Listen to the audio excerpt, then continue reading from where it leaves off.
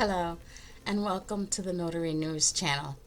This is a forum for all things notary and some things not. Please be sure to like and subscribe so that you could receive the latest notifications when videos are posted. My name is Desiree Roman Rodriguez, and I'm a subject matter expert in all things notary in the state of Illinois. I'm also an enrolled agent credentialed by the Internal Revenue Service to prepare taxes and represent taxpayers all the way up through the U.S. Tax Court. This week, we're going to be talking about tips that can help you when you are filing your tax return this year.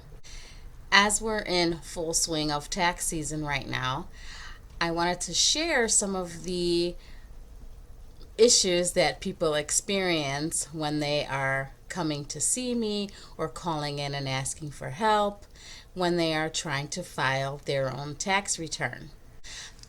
If you are going to be preparing your own tax return, the first thing you need to make sure is that you have all of your documents.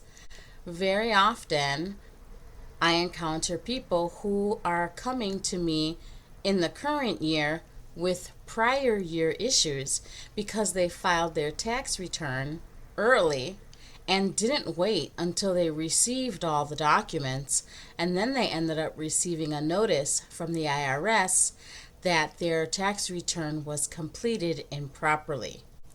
When this happens, you're looking at penalties, interests, and fees for incorrectly filing your tax return. One of the items that people try to do when they're in such a rush to file for their return is to try to file with a paycheck stub, the very last paycheck stub that they get from their employer. This is not an acceptable document in which to file your tax return.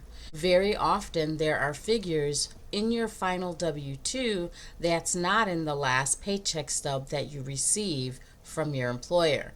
And this is why many tax places will not file a tax return until you receive the actual W-2 document. One big document that we are seeing a lot this year is the 1099-G. This is the document for unemployment. People are mistaken in thinking that unemployment compensation is not taxable, and that couldn't be farther from the truth.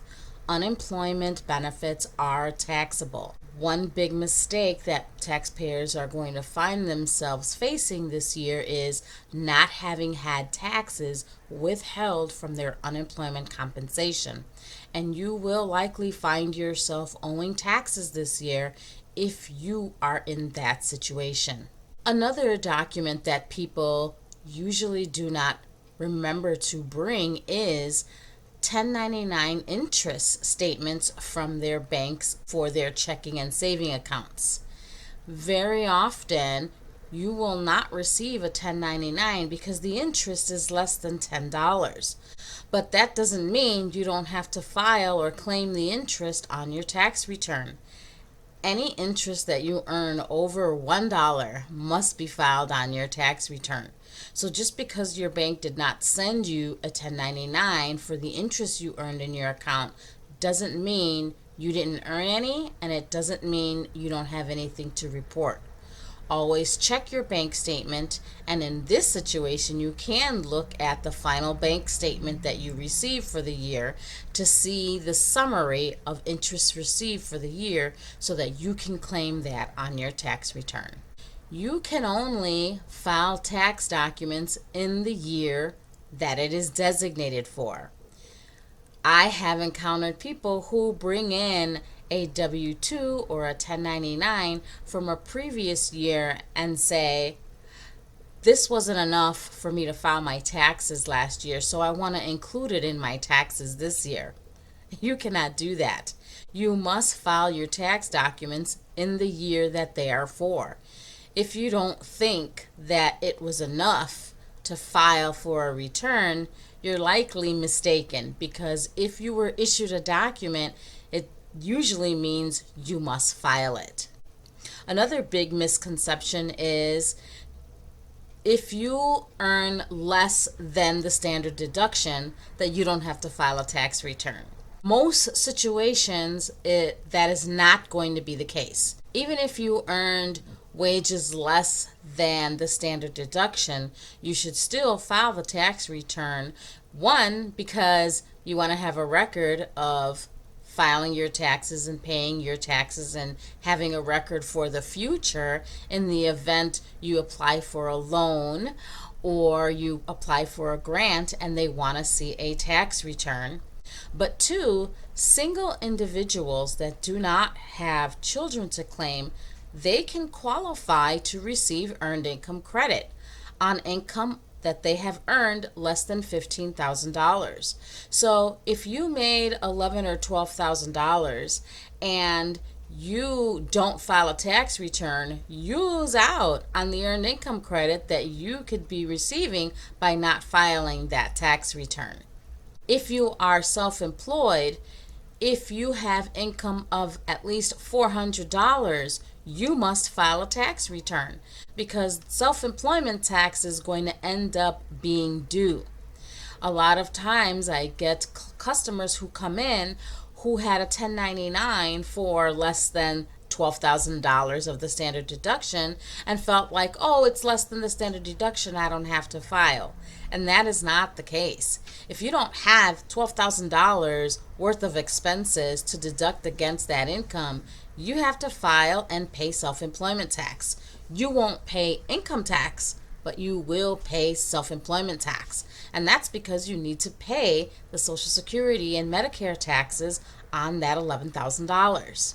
And the last thing that I want to give as a tip for if you are filing your own taxes is to make sure that you save your documents with your tax return. If you self-prepare, you're not required to gather all of your documents and submit them with your tax return when you file online.